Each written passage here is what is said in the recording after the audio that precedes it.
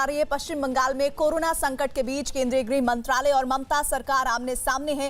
राज्य के हॉटस्पॉट इलाके में जानकारी जुटाने के लिए गई केंद्रीय टीम ने राज्य सरकार के अधिकारियों से कई सवाल पूछे, जिनमें दोनों की अलग अलग राय सामने आई है। केंद्रीय टीम को बताया गया था कि कोरोना मरीज की मौत दुर्घटना से होने पर उसे एक्सीडेंट की कैटेगरी में डाला जा रहा है, जिसके बाद केंद्रीय टीम ने ऐसे मरीजों का रिकॉर्ड मांगा है जो कोरोना के मरीज थे लेकिन उनकी मौत दूसरी वजह से हुई है। ये इस वक्त की बड़ी खबर। केंद्र और बंगाल किस तरह से इस मामले पर आमने सामने आ गए हैं।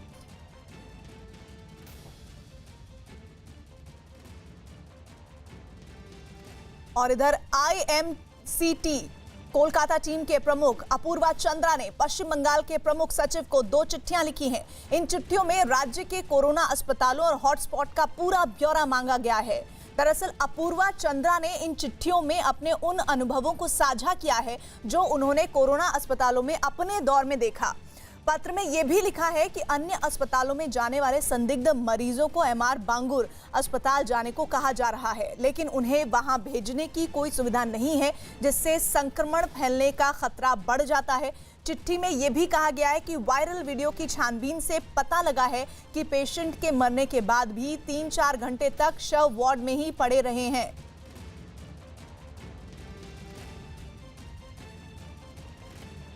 तो कोरोना को लेकर केंद्र और पश्चिम बंगाल के आमने सामने आने के बाद कोरोना को लेकर IMCT की जो चिट्ठी सामने आई है उसमें कई महत्वपूर्ण जानकारियां साझा हुई हैं कि किस तरह से एक वायरल वीडियो के जरिए छानबीन में ये पता चला है कि पेशेंट के मरने के बाद भी उसे 3-4 घंटे तक शव वार्ड में ही पड़े रहे हैं। कोई उसका नाम लेवा नहीं है, कोई इन्फॉर्मेशन, कोई जानकारी, आगे की प्रक्रिया बढ़ाने की कोशिश नहीं हो रही है। और इस वक्त विक्रांत यादव हमारे साथ दिल्ली से जुड़ रहे हैं, आशिका सिंह भी हमारे साथ जुड़ रही हैं और उनसे बात करें। लेकिन इस बीच खबर ये कि दिलीप घोष बीजेपी लगातार बीजेपी से हमारे साथ जुड़ रहे हैं और सोमनाथ सिंह रॉय जुड़ रहे हैं, राजनीतिक विश्लेषक। मैं सबसे पहले दिलीप घोष जी आपसे उस चिट्ठी के बारे में समझना चाहती हूं जिस चिट्ठी को लेकर बवाल खड़ा हो रहा है। वायरल वीडियो में छानबीन में बात पता चली है कि 3-4 घंटे तक शव इसी तरह से वार्ड में पड़े हुए हैं। देखिए, ये तो एक शायद वीडियो आपके पास पहुंचा होगा जो आप जिसका चर्चा कर रही हैं, लेकिन ऐसे कई वीडियो चल रहा है जिसमें कई हॉस्पिटल में लोगों को बिना बताए उनका परिजनों को जो पेशेंट था या उसका बॉडी गायब कर दिया गया, जला दिया गया, पूछा तक नहीं, बताया तक नहीं। कई जगह एक जगह एडमिशन होता है, दूसरा हॉस्पिटल में शिफ्ट किया जाता है, उनका परिजनों को बताया नहीं जाता है, फिर वो गायब भी हो जाता है, कोई मिलने जुलने का मौका भी नहीं मिलता है और लगातार हो रहा है। कई हॉस्पिटल में बॉडी अभी भी पड़ी हुई है, डॉक्टर का लिस्ट, पुलिस को लिखा हुआ चिट्ठी आ रहा है कि इसको यहाँ से निकालिए। चोरी छिपे रात को इसको दफनाया जा रहा है या तो जलाया जा रहा है और जहाँ ले जाया वहाँ के लोग पुलिस के साथ मारपीट कर रहे हैं। तो एक वातावरण ऐसा संदेह भय का वातावरण है। दिलीप जी, सोमनाथ सिंह रॉय भी हमारे साथ है, राजनीतिक विश्लेषक है। सोमनाथ सिंह रॉय जी, दिलीप घोष की बातें आप सुन रहे हैं, उस चिट्ठी का जिक्र हो रहा है जो सचिव के जरिए सामने आई है और ये कहा जा रहा है कि जो कोरोना वायरस की मौत के बाद जो मरीजों के शव हैं वो ऐसे ही 3-3, 4-4 घंटे पड़े रहे हैं। इस पर आपका क्या कहना है? नहीं, पहली बात है, मैं दिलीप दा को पहचानते हैं ऐसा नहीं है, दिलीप दा को मैं रिस्पेक्ट भी करता हूँ, लेकिन दिलीप दा आपको तो मालूम ही है, ये पहली बार है। जो लोग समाज सेवा सोसाइटी में हैं सबको पूछिए, मैंने इससे पहले भी देखा ये कोरोना वायरस हो रहा है, ऐसा नहीं है। कुछ दिन पहले मेरा फादर इन लॉ का डेथ हुआ, फादर का डेथ हुआ, हॉस्पिटल में जब डेथ होते है 3-4 घंटे के बाद ही डेथ सर्टिफिकेट देते हैं। जो जनरल हम लोग ने जो देखा है, मेरा फैमिली एक्सपीरियंस से मैं बता रहा हूँ, तो उसमें 3-4 घंटा का भी डेथ सर्टिफिकेट डॉक्टर आने से पहले 4 घंटा बॉडी बेड में ही पड़ा रहते हैं। ये नया बात कुछ नहीं मेरा लगा, ऐसे पॉलिटिकल एनालिस्ट, ये नया बात मेरे को नहीं लगा। लेकिन जो सेंट्रल गवर्नमेंट है ना मैडम, मैं ऐसे बंगाल में रहने वाले एक आम आदमी हूँ। नहीं, लेकिन सोमनाथ सिंह मैंने 3-4 घंटा नहीं, 12-14 घंटा तक साधारण समय नहीं है। अमिताभ सिन्हा मेरे साथ जुड़ रहे हैं, हमारे वरिष्ठ सहयोगी है। अमिताभ, कुछ सवाल जवाब करना चाहते हैं आप लोगों से। अमिताभ। दादा सिंगर सोमनाथ दा, एक चीज़ पूछना है, तमाम राज्य अपने अपने हॉटस्पॉट्स बता रहे हैं, तमाम राज्य ये बता रहे हैं कि कहाँ कहाँ रेड जोन है। दादा, आपके राज्य में अभी तक कई चीज़ें पता ही नहीं चलती कि सरकार डेटा दे रही है कि नहीं दे रही है, हॉटस्पॉट्स क्या हैं, सेंटर की टीम पूछती है तब जवाब नहीं आता। क्या क्या भ्रम की स्थिति ऐसी क्यों बनी हुई है? ऐसा बंगाल के बाहर ऐसा संदेश क्यों जा रहा है? क्या आपकी सरकार ने वहां पर, तृणमूल सरकार ने हॉटस्पॉट तक आइडेंटिफाई नहीं किए हैं? देखिए, एक बात मैं क्लियर करना चाहता हूँ। मैं स्टेट गवर्नमेंट को रिप्रेजेंट नहीं कर रहा हूँ, फिर भी मैं एक सचेतन नागरिक का हिसाब से मैं ये कह सकता हूँ आपको। देखिए, कुछ तो ऐसा नहीं है 100% सब स्टेट काम कर रहे हैं, ऐसा नहीं है। फिर आप एक बात हमको क्लियर कर दीजिए, नरेंद्र मोदी जी को अभी बोल रहे हैं पूरे दुनिया में कोरोना वायरस का अगेंस्ट जो लीडर नेतृत्व दे रहा है उसका नाम है नरेंद्र मोदी। आप एक चीज हमको क्लियर कर दीजिए, नरेंद्र मोदी साहब का ये जो ताज मिला है, ये मिल सकता है क्या विदाउट ममता बनर्जी, विदाउट केरल का chief minister, without Naveen Patnaik, without such and such chief minister अगर उसको हेल्प नहीं करता है तो नरेंद्र मोदी जी कैसे दुनिया को लीड कर रहा है ये हमको पता नहीं है। सोमनाथ, यही बात तो मैं कह रहा हूँ। मोदी जी सबसे बात कर रहा है, मोदी जी सोनिया जी से भी बात कर रहा है, मोदी जी तमाम नेताओं से बात कर रहा है, मोदी जी मुख्यमंत्रियों से बात कर रहा है, लेकिन सुबह में लेफ्ट के नेता बोल रहे हैं कोई बात नहीं होता, डेटा नहीं मिलता, कांग्रेस के नेता अधीर दा बोल रहे हैं हमें डेटा नहीं मिलता। तो बंगाल में ही ऐसा क्यों लग रहा है कि कुछ कोरोना से लड़ाई हो ही नहीं रही, राजनीति हो रही है? मैं दिल्ली अभी एक मिनट, दिल्ली अभी भी बैठा है। मैं दिल्ली एक सेकंड प्लीज एक सेकंड दीजिए। मैं दिल्ली यहाँ पर बैठा है, दिल्ली यहाँ का प्रेसिडेंट है बीजेपी का। मैं दिल्ली के पास एक सिर्फ क्वेश्चन है, आप बताइए तो एक भी बीजेपी कार्यकर्ता आप कोरोना वायरस में इफेक्टेड हुआ बंगाल में? एक भी नाम बताइए आपको। क्यों होगा? बताइए, मैं सिर्फ आपका पास ये सुनना चाहता हूँ, एक भी कार्यकर्ता का नाम बताइए, एक भी बीजेपी सपोर्टर का नाम बताइए जो उसको आप पहचानते हैं। क्यों हुआ है?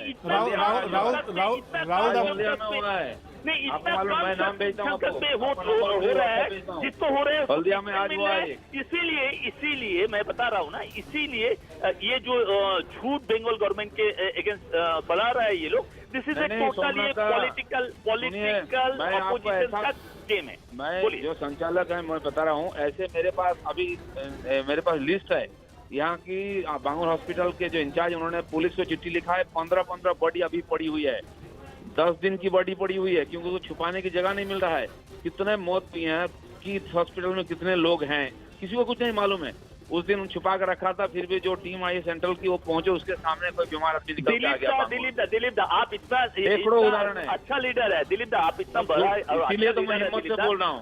आप एक बात बताइए हमको प्लीज, मीडिया इतना स्ट्रांग है ना दिलीप दा, अगर 15 डेड बॉडी हॉस्पिटल में रहते तो मीडिया नहीं, लेकिन सोमनाथ सिंह और आए ये कोई प्रेडिक्ट नहीं कर रहा है। ऐसी तस्वीरें सामने आई हैं जिसको लेकर ये सवाल उठाया जा रहा है। आप दोनों हमारे साथ बने रहिए, अमिताभ आप भी रहिएगा हमारे साथ। इस बीच असल में पश्चिम बंगाल बीजेपी ने एक महिला के वीडियो ट्वीट के सहारे ममता सरकार के खिलाफ मोर्चा खोला है। वीडियो के साथ पश्चिम बंगाल बीजेपी ने यह भी आरोप लगाया कि पश्चिम बंगाल में लोग लापता हो रहे हैं और उनके परिवारों को इसके बारे में कोई जानकारी नहीं मिल पा रही है। वीडियो के जरिए पश्चिम बंगाल बीजेपी ने ममता सरकार पर तानाशाही का आरोप लगाया है। बीजेपी के ट्वीट किए गए वीडियो में एक महिला अपने पिता का पता नहीं चलने का दावा कर रही है। हालांकि वीडियो के सामने आने के बाद वहां का स्वास्थ्य विभाग हरकत में आया और उनके दावा किए गए कि महिला के पिता बिल्कुल ठीक हैं, ये सुनिश्चित किया गया है स्वास्थ्य विभाग की तरफ से वीडियो के सामने आने के बाद।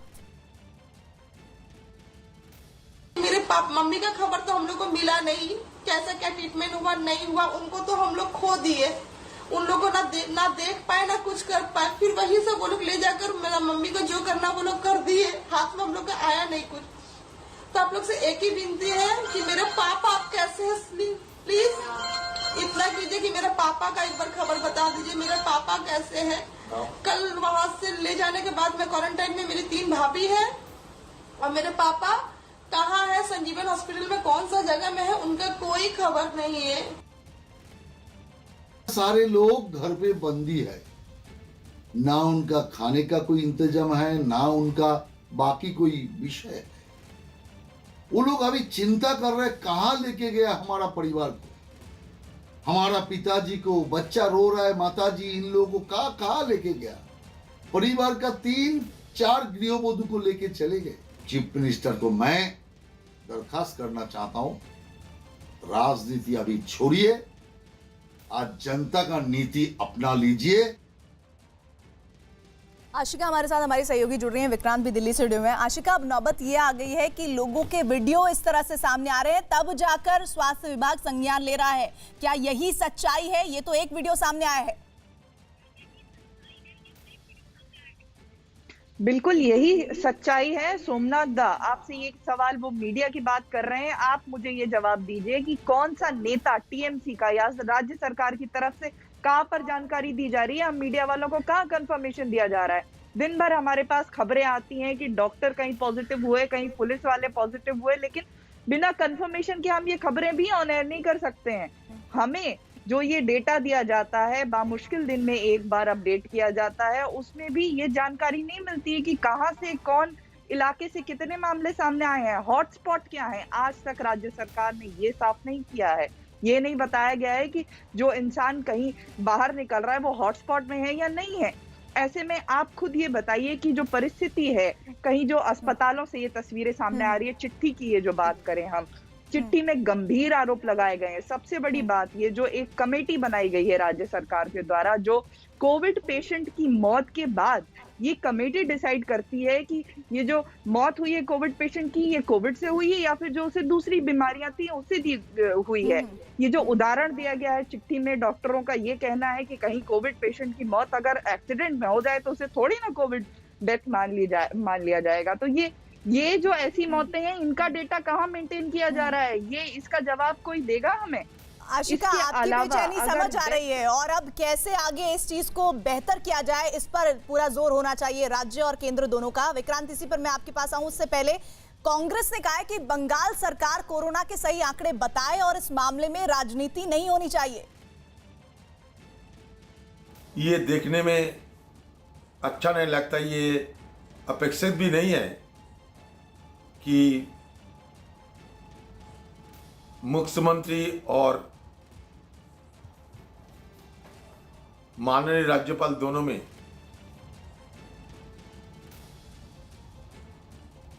पत्र की जंग छेड़ गए हैं। ये 5 पन्ने देते हैं, दूसरी तरफ जवाब में भी 5 पन्ने आते हैं। और ये पन्ने के साथ पन्ने की लड़ाई नहीं, आम लोगों की जिंदगी और ये जिंदगी से आम लोगों को बचाना हमारे फर्ज होते हैं। विक्रांत, जैसे अधीर रंजन भी कह रहे हैं कि पन्नों का एक्सचेंज चलता रहेगा तब तक चीजें हाथ से निकल जाएंगी, लेकिन ऐसे में अगर सेंटर की टीम पहुंच रही है पश्चिम बंगाल, कॉपरेशन नहीं हो रहा है, हॉटस्पॉट नहीं बताए जा रहे, मरीजों का सही डेटा सामने नहीं आ रहा, तो ऐसे में अब रणनीति क्या होगी केंद्र सरकार की?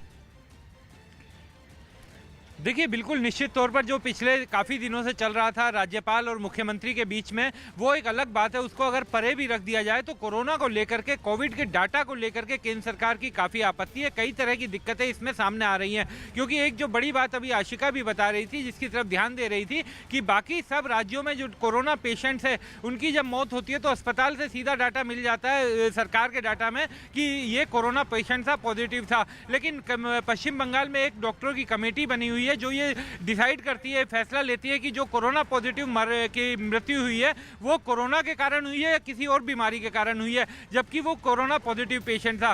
तो कई ऐसी दिक्कतें हैं। केंद्र सरकार 2-3 बार गंभीर चिट्ठियां भी लिख चुका है, यहाँ तक कि जो गृह सचिव हैं उन्होंने भी चिट्ठी लिखी है कि इस तरीके से जो राज्य सरकार का अपेक्षित सहयोग है वो नहीं मिल पा रहा है, जिस कारण से ये सब दिक्कतें आ रही हैं। तो हो सकता है आने वाले दिनों में, क्योंकि केंद्र की पूरी ये कोशिश है कि कोविड के डाटा को लेकर के किसी तरह की ये नहीं होना चाहिए कि कोई राज्य सरकार उसके डाटा छिपाए, क्योंकि उससे ज़्यादा दिक्कतें आएगी। और दूसरी बड़ी बात कि हर जो जितना भी अब लॉकडाउन के बाद की जो स्थिति है वो उसी पर निर्भर करेगी कि जो इलाके हैं, जो रेड जोन इलाके हैं, जहां पर कोरोना के ज़्यादा पेशेंट हैं, उनमें थोड़ी सख्ती रखी जाए। लेकिन अगर कोई वैसा डाटा होगा ही नहीं तो कोई ये पता ही नहीं लगा पाएगा कि किन इलाकों को खोलना है, किन को बंद रखना है। तो कई तरह की दिक्कतें हैं जिनको राज्य सरकार को दूर करना ही होगा। इन्हीं सब चीज़ों के कारण दोनों सरकारों के बीच में द्वंद्व चल रहा है। और आशिका को दोनों को आपने सुना, तबलीगी जमात के लोग वैसी एक समस्या बने हुए थे कि वो बाहर निकल कर नहीं आ रहे। पश्चिम बंगाल जैसा स्टेट आंकड़े नहीं बता रहा, हॉटस्पॉट नहीं बता रहा, तो लड़ाई कैसे लड़ी जाएगी कोरोना वायरस के खिलाफ? देखिए, ये समझने की कोशिश ही नहीं कर रही है सरकार की ये महामारी है, संकट है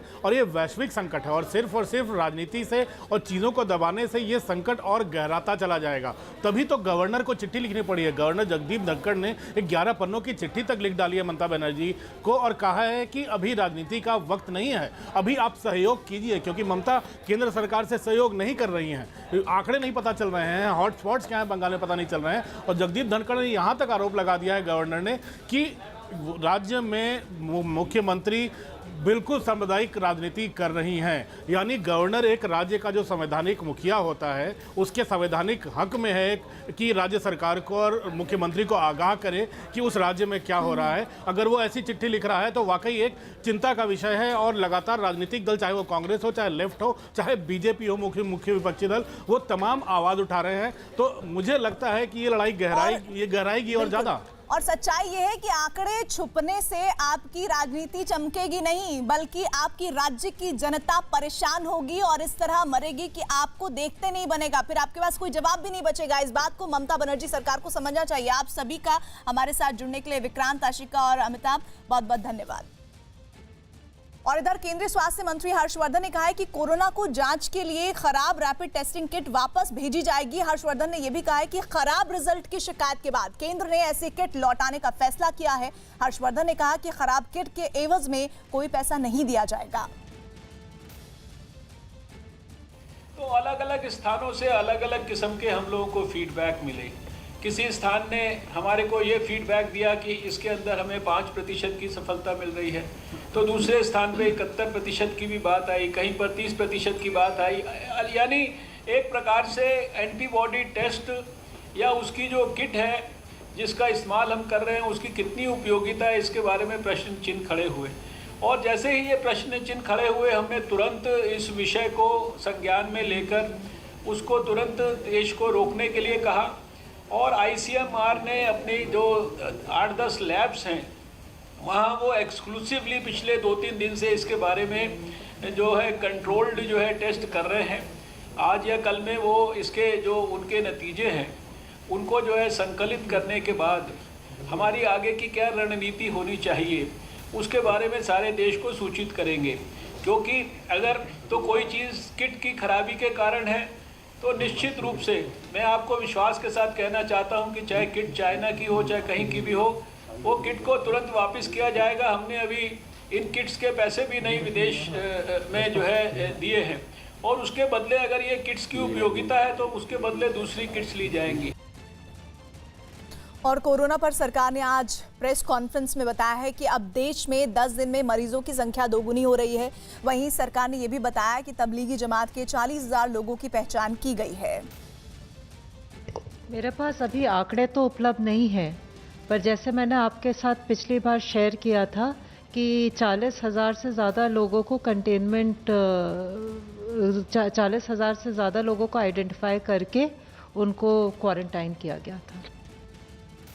8.6 लगभग 9 दिन के ऊपर डबलिंग कर रहे हैं। और मैं बताना चाहूँगा कि अगर हम 3 दिन की अब एवरेज लें तो हम बड़ी खुशी से हम आपको बताना चाहेंगे कि ये डबलिंग अब जो है 10 दिन पे हो रही है।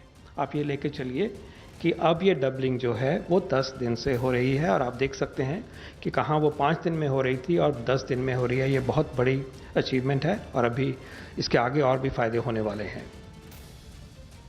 अगर आप इसी प्रकार देखेंगे कि सर्विलेंस सिस्टम ने विभिन्न फेजेस में किस प्रकार से हम आगे चले हैं तो आप पाएंगे कि आज हमारे इस सर्विलेंस सिस्टम के माध्यम से 9,45,000 करीब लोगों को हम लोग पूरी निगरानी में रखे हुए हैं। इससे हम ये जानकारी आप लोगों के माध्यम से जनता को देना चाहेंगे कि ये सर्विलेंस सिस्टम जो कि पूरे देश के जिले में फैला, हर जिले में फैला है, उसने 9 लाख पॉसिबल इन्फेक्टेड पर्सन्स को किस प्रकार एक अपनी निगरानी में रखा है, पैनी निगाह से। जैसे कि उनमें किसी भी प्रकार कोई भी लक्षण अगर इसमें संभावित नजर आता है तो उनका तुरंत सैंपल लिया जाता है, भले ही ये क्वारंटाइन फैसिलिटी में हो या कम्युनिटी में होम आइसोलेशन क्वारंटाइन में हो। और इधर कोरोना के बढ़ते मरीजों की संख्या को देखते हुए मुंबई में बीएमसी ने एक बड़ा फैसला किया है। उसने मुंबई में सभी स्कूलों को क्वारंटीन सेंटर बनाने का आदेश जारी किया है। इसके तहत मुंबई में आने वाले तमाम सरकारी और निजी स्कूलों को क्वारंटीन सेंटर बनाने का फैसला हुआ है और इस सिलसिले में स्थानीय अधिकारियों को सूचना दी गई है।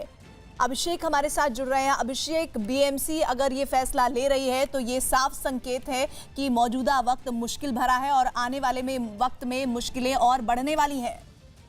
बिल्कुल प्रीति, जिस तरीके से बीएमसी का ये आदेश आया है उससे साफ है कि कहीं न कहीं बीएमसी को अंदेशा है कि आने वाले समय में जो संक्रमित मरीजों की संख्या है वो काफी ज्यादा बढ़ सकती है। इसलिए कि करीब 1000 से ज्यादा बीएमसी स्कूल मुंबई भर में हैं, जिन सभी स्कूलों को क्वारंटाइन सेंटर बनाने के लिए कहा है और साथ ही साथ प्राइवेट स्कूल जो स्टेट बोर्ड से मान्यता प्राप्त हैं उन सारे स्कूलों को भी कहा गया है कि वो स्टैंड बाई में रहेंगे और स्थानीय अधिकारियों को इसकी सूचना दी गई है। जिस तरीके से कल 500 से ज्यादा केसेस आए थे वो कहीं न कहीं चौंकाने वाले थे और 20 से ज्यादा बीएमसी के वार्ड हैं जहां पर करीब 1 करोड़ 30 लाख लोग से ज्यादा लोग रहते हैं। तो ऐसे में बीएमसी को अंदेशा है कि आने वाले समय में अगर इसकी संख्या में वृद्धि होती है तो क्वारंटाइन सेंटर उनके लिए कम पड़ जाएंगे जितने बनाए हैं, इसलिए उन्होंने इस तरीके का फैसला दिया है। जी अभिषेक, आप लगातार खबर को ट्रैक करते रहिए।